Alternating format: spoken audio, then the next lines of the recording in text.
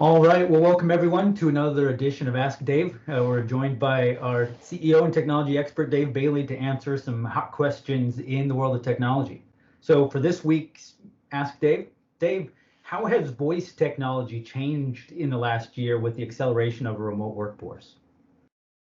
Well, just look how we're meeting right now, right? We're face to face, having a voice conversation, coupled with video and the ability to share a screen and have chat.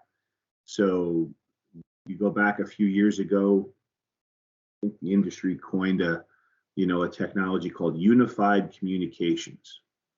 So I have voice, data, video, and chat baked into an application. We use Teams here at Arctic IT, right? So prior to COVID, I think many businesses had already taken advantage of using voice over IP or voice over the internet. But many of them still had a traditional, whether it was a brand that many people can be familiar with is a Cisco or an Avaya telephone sitting right on their desk, that if they got a call at their extension or it was transferred to them, they just don't answer. So one of the biggest changes that has accelerated and not just been afforded to like the enterprise type customer, but even small businesses are finding it much more cost effective, is to do my voice, my video, and my data all through either the same application or the same connection.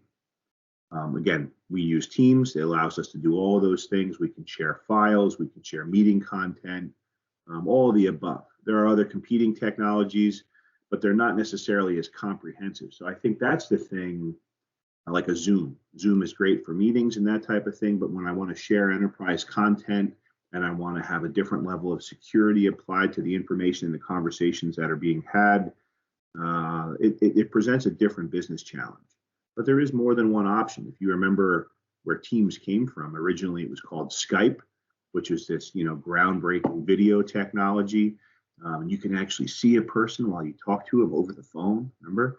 Right? Oh, yeah. And iPhones came out with FaceTime, and Android, which is what I use, has its own version of that. But God forbid you should want to do you can't do a FaceTime call with an Android client. You can't do a Teams call with someone that only has Zoom unless they join a Teams meeting. So there's some competing technologies out there.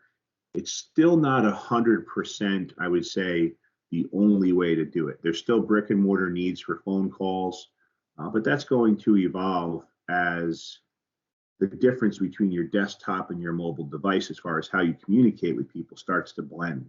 So going back to the term unified communications, at an application level and an end user experience level, I think most people are familiar in the past year, probably faster than they were ever thought they were going to be, including people from grandparents, brothers, sisters, friends, and right down into the business space.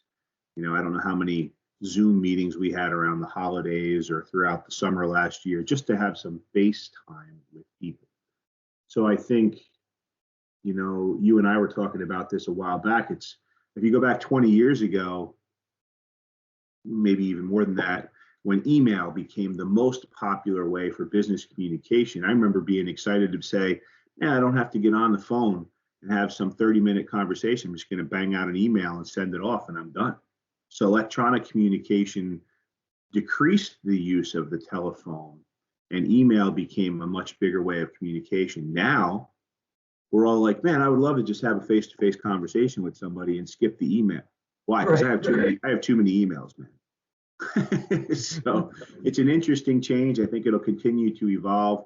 Infrastructure-wise, people don't have telephone jacks in new homes that are being built because your telephone's either delivered through your cable or your internet provider or something to that effect.